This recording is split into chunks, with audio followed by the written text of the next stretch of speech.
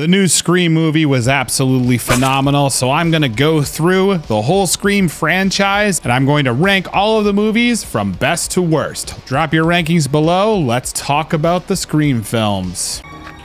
Corn syrup. Same stuff they use for pig's blood in Carrie. Now keep in mind, there are going to be spoilers in this list, so if you haven't seen any of the Scream films, including Scream 6, I'm going to be talking about who the killer is and what happens. For criteria, I usually do for tier lists just to challenge myself so they're not all in the top list. I do one film in S tier, 2 films in A tier, and then the rest can be whatever. If I say something is C tier or D tier, that doesn't necessarily mean it's a bad flick. What's your favorite scary movie? Halloween. You know, the one with the guy in the white mask who walks around and stalks babysitters. Starting with the OG, Scream is the 1996 horror film directed by the genius Wes Craven and written by Kevin Williamson. The movie stars Neve Campbell, Courtney Cox, and David Arquette. The movie begins with Casey Becker, played by Drew Barrymore, which at the time was a very unexpected thing. Drew Barrymore was not the kind of actress that should be killed in the first scene of a movie, but her character plays a high school student who receives a menacing phone call, a trope that's been done over and over again in horror movies since and in the stab movies inside the horror movie franchise. But this opening scene, the cool part about it, it was shot in just one take. You never told me your name. Why do you want to know my name? I want to know who I'm looking at. The intense scene was filmed over 3 nights, and Barrymore's performance was actually so convincing that it made some of the crew members visibly upset. What I love about it too is it's menacing. It focuses on the emotional impact of Drew Barrymore's character as a person, and that violence is a very real thing as her parents mourn her, and she's clearly not just some sort of cannon fodder for the killer at this point. What I love about this movie is most notably its self-awareness. The characters in the movie are fans of horror movies themselves, and the film frequently references and parodies the tropes of the genre. It's because there's no way a girl could have killed him. That is so sexist. The killer could easily be female. Basic instinct. That was an ice pick. Not exactly the same thing. It creates a very unique atmosphere where the audience is never quite sure what to expect, and it throws you off all over the film. Still holds up today too. The performances in Scream are excellent, particularly Neve Campbell. She plays this resilient but vulnerable character as Sidney Prescott, and Courtney Cox is the determined journalist Gale Weathers, who has a very interesting character arc throughout the whole franchise. The killers are ultimately revealed to be Billy Loomis, played by Skeet Ulrich, and Stu Macher, played by Matthew Lillard. Surprise, Sydney. The 2 characters are classmates of the main character, Sidney Prescott, and they're revealed to be working together as the masked killer Ghostface. That was just such an unheard of thing at the time. The motive behind their killings is the revenge against Sidney's mother, who they believe caused the breakup of Billy's parents, but ultimately I think Stu just wanted to kill people, and Billy's motive is definitely driven by, in addition to Sidney, but just a desire for attention and fame, and he wants to be remembered as a notorious serial killer. Everybody dies but us. We're gonna carry on and plan the sequel, because let's face it, baby, these days you gotta have a sequel. This was such a fantastic film. This one is S tier for me. It's really hard to top. We wouldn't have the franchise at all without Scream. Are you suggesting that someone's trying to make a real-life sequel? Stab 2? Who'd want to do that? Sequels suck. No, come on, man. Now we get to Scream 2, the sequel, 1997 release, directed by Wes Craven and written again by Kevin Williamson. The film features a lot of returning cast members, of course, Neve Campbell, Courtney Cox, and David Arquette, as well as new additions like the heartthrobs like Sarah Michelle Gellar and Jada Pinkett Smith and Timothy Olyphant, a lot of 90s actors and actresses that were very popular at the time. The movie takes place 2 years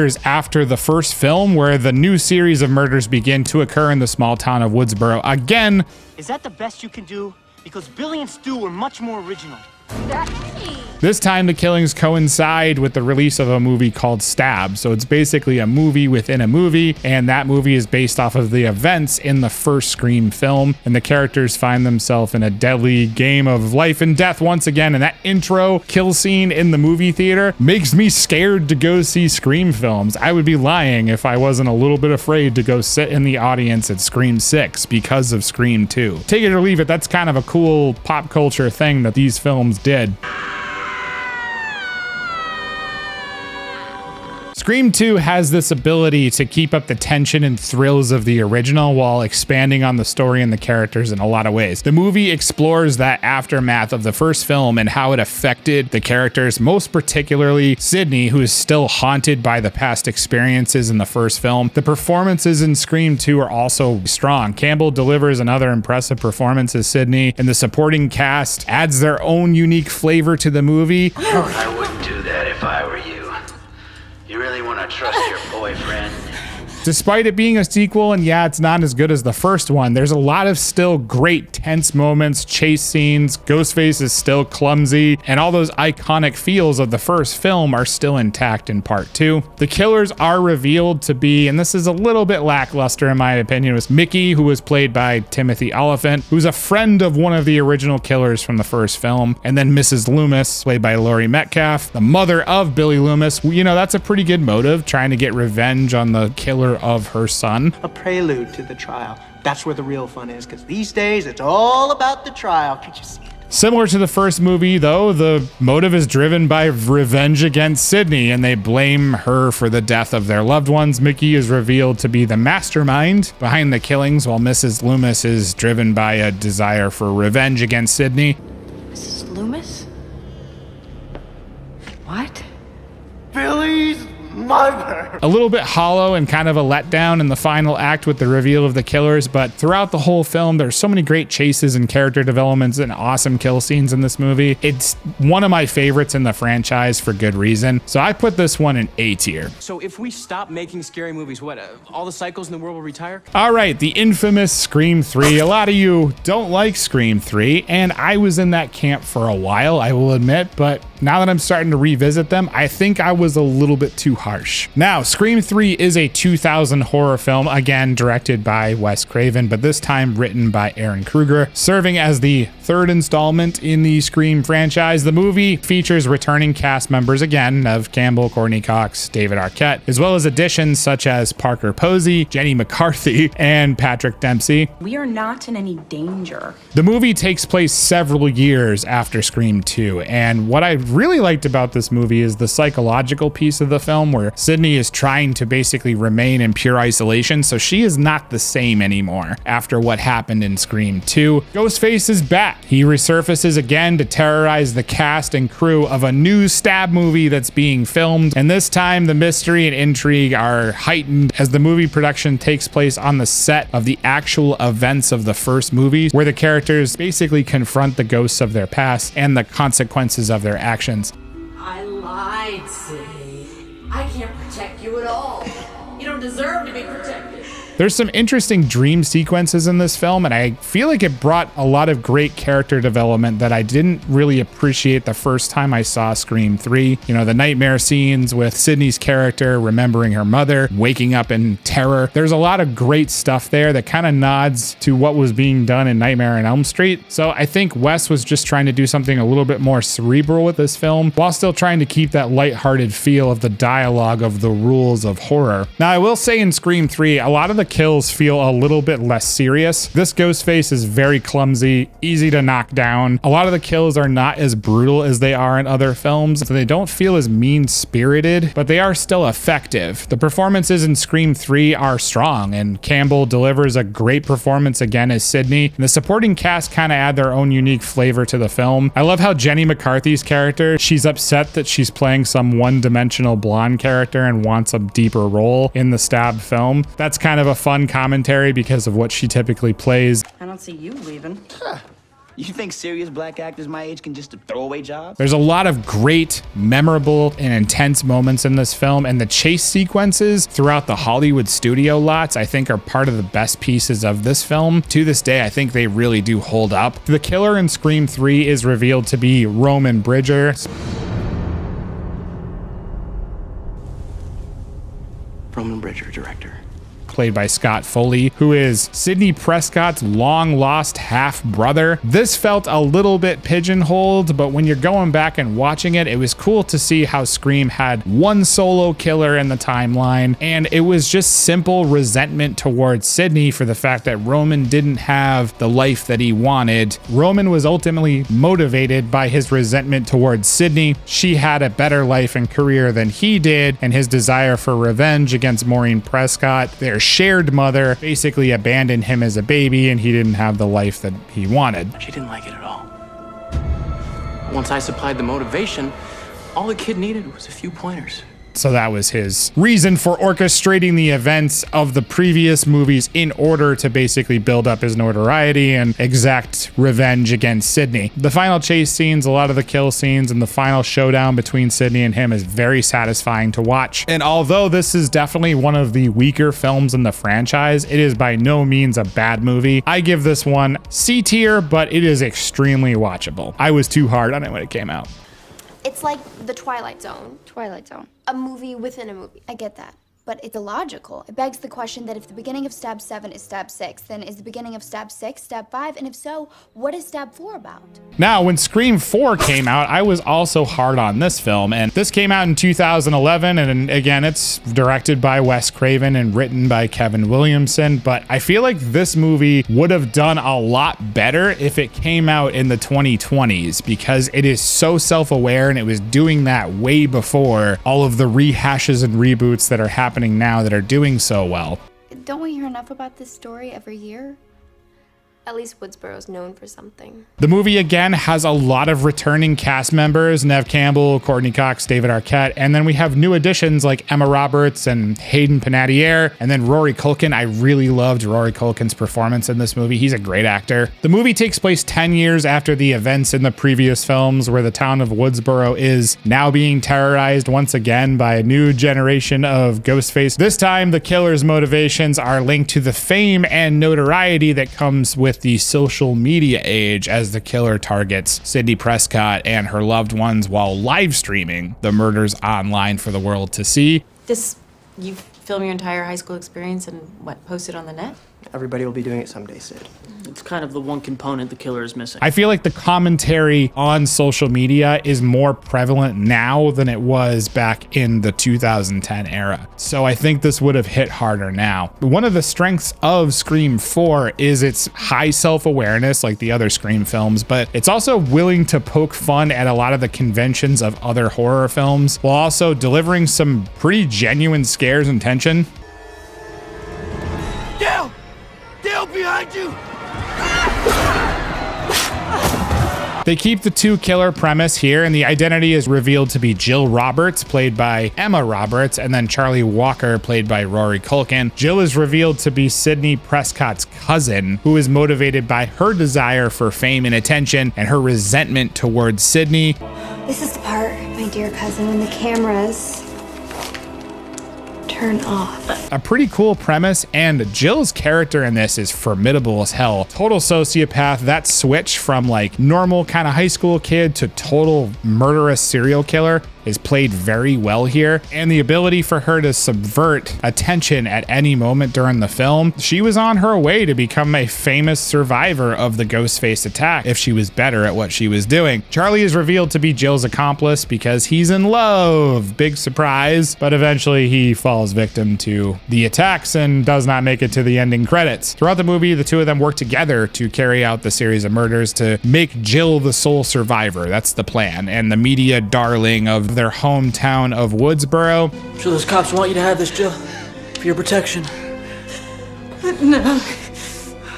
They use the social media age to their advantage, live streaming the murders. There's a lot of really cool scenes with that, with camera feeds. There's a lot of tense chasing where things are being streamed online and you're watching stuff happen in real time. It's really cool how it's done. However, the plans fall apart though when Sidney and her allies figure out the identities of the killers and then put a stop to the scheme. The performances in Scream are awesome. The returning cast is great, delivering all the solid performances that we're used to at this point. The new additions bring a lot of great energy to the movie. great memorable scenes, a lot of twists and turns, and that tense finale is awesome, brings the story full circle. I ultimately feel like Scream 5 tried to do what Scream 4 did, but Scream 4 did it better years and years before Scream 5 came out. I love Scream 4. I gave it a B, but I would honestly put it at a B+. Come on, it's just a movie. No, it's not. To some people, the original is their favorite thing in the world.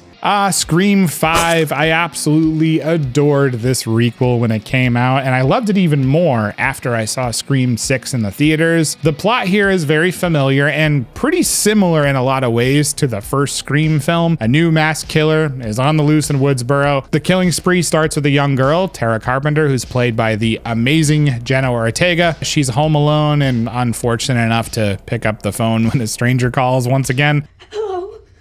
Bonus question, Tara.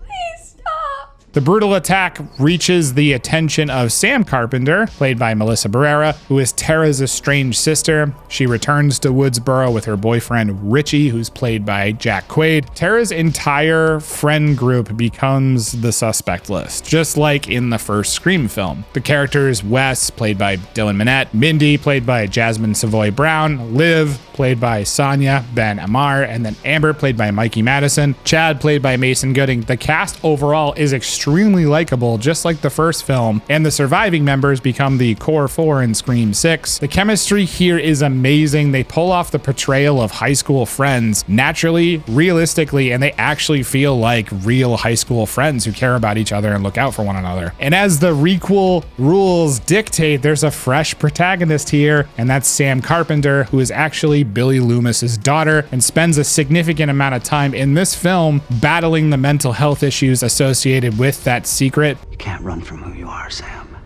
I'm just trying to help.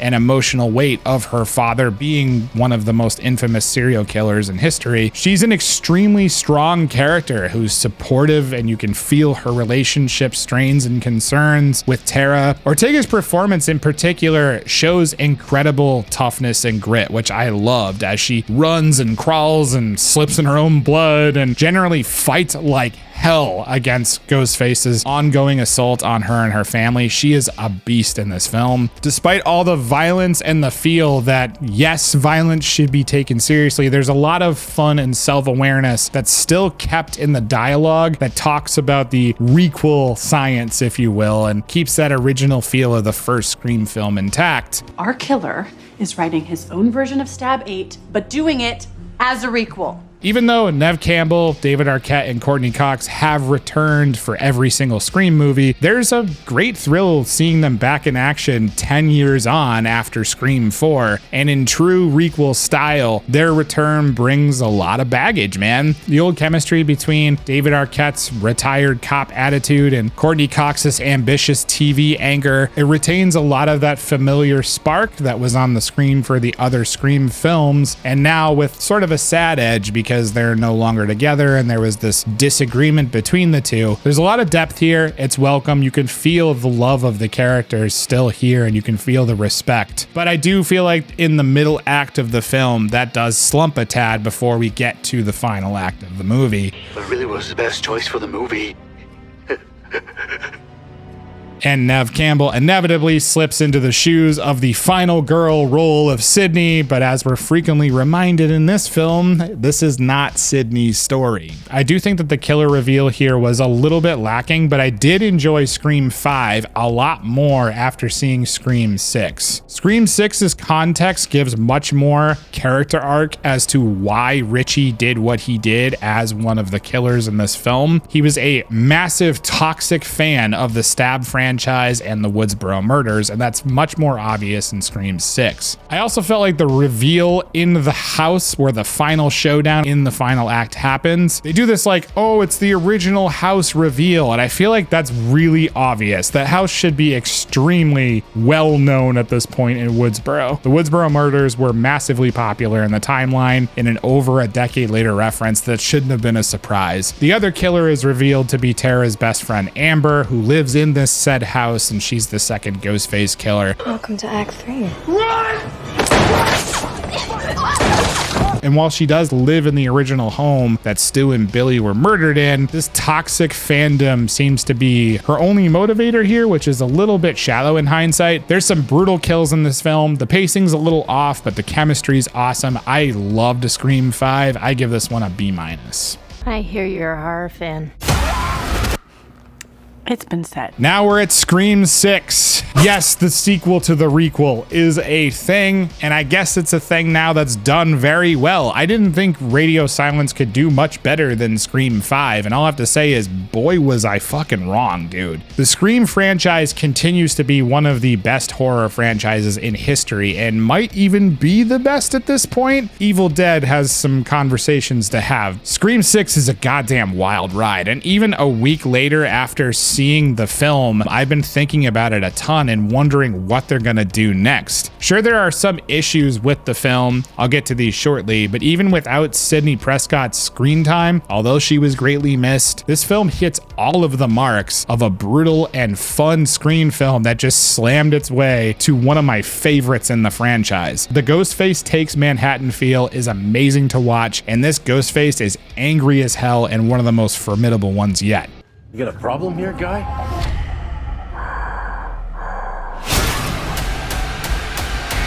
What made Scream 5 so great was what the series was built upon. Older characters and then introducing brand new characters that exist in the same world for us to care about. The chemistry was fantastic in Scream 5, and that is still true in Scream 6. As for older characters though, we've got characters that return from the franchise, like Gale Weathers. She has a huge role in Scream 6, and as well as the fan favorite Kirby Reed from Scream 4, making her return to the series in a really cool way. Sidney's character was pretty flawlessly reasoned out of the storyline as well. I thought the minor dialogue that they did to explain it made perfect sense given who Sidney was as a character, where she was at in her life, and what she's dealt with for years, and especially given Dewey's death in Scream 5. Rest in peace, dude. That was rough to watch.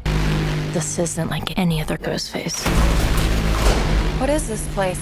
I love that Scream 6 went full-blown modern horror meta, flipping horror on its head, even with the first girl killed, who was played by Samara Weaving. She was killed in an alley in New York by a crazed film student in her class. The dialogue in the beginning is fantastic in pure Scream glory. Samara's character, she plays a film professor who specializes in the history and philosophy of slasher films, and her date, while he's walking over, asks her, "What's your favorite scary movie?" And she laughs and says, "Not that one," referring to Stab as if it's like below her, but she's in a movie that's kind of about it. It's just a really awesome way to poke fun of itself while also showing you the realness of what this movie is about in terms of brutality and murder. It's this wit in between the real as fuck violence and brutality of Ghostface in this film that makes Scream 6 a complete breath of fresh air. Ghostface in this film is absolutely terrifying. The usually slapstick, almost Looney Tunes deaths and clumsy moves are practically non-existent here with this Ghostface. There's anger behind the motivation of Ghostface in this movie, and it's especially heard right in the beginning when he says "fuck the movies" right before the intro segment plays after he slices his first victim. The core four here are absolutely adorable. You fall in love with these characters in this film, especially giving even more weight to the story in Scream 5. They take a serious beating in this film, and you wonder, man, I don't know if you can recover from that one pretty frequently. There's no real way of knowing, I guess is what I'm trying to say, which one of them or all of them is going to make it to the closing credits. Scream 6's major reason for its huge success, in my opinion, is that it's ultimately a very deep character-driven story. You feel for Tara, you feel for Sam as they battle in the end scene after the killers have revealed themselves. The final act in the trophy room is one of the best in the entire damn franchise.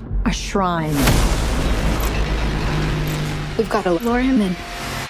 We execute him. With some amazing cinematography, and there's some nail-biting moments that you just can't look away from. The killers in Scream 6, in my opinion, are kind of obvious once the movie gets going, especially Detective Bailey. Detective Bailey, Quinn Bailey, and Ethan Landry are all the family members of Richie from Scream 5, so we've got basically a very similar motive to the mother of Billy Loomis, making this sequel to the requel having some nods to the sequel of the original. Don't get confused. Richie's family is is beyond angry for his death at the hands of the Carpenter sisters, and his father and siblings are collectively Ghostface hunting down her and her friends, making 3 killers in this film. Actually 5 if you count the 2 killers in the beginning who are targeting Sam and Tara that are killed by Detective Bailey. Such an awesome opening sequence. I do think the killer, like I said, is a bit obvious, but the final act was so much fun that I didn't really care all that much. Where I did have some problems with the film though, were that the director seemed very afraid to kill off some of the main characters here, showing us scenes where almost any normal person would have absolutely met their demise, yet somehow all the core 4 just came out okay at the end credits, despite getting pretty brutalized by the Ghostface killers. Chad should have died after being stabbed over 20 times by 2 Ghostfaces, and although ultimately it wasn't a huge deal, I love the film, I love the characters, and I can't wait to see them come back. I am really excited to see what they do with part 7. I give Scream 6 an A tier. This is easily one of the best in the series, and it made me go back and watch all of them in order again because it was that good. So what's your Scream ranking? Have you seen the new movie yet? Drop your opinions down in the comments and check out one of my other top lists here if you're interested in more horror movie content. Thanks so much for watching. I will scare you guys next time.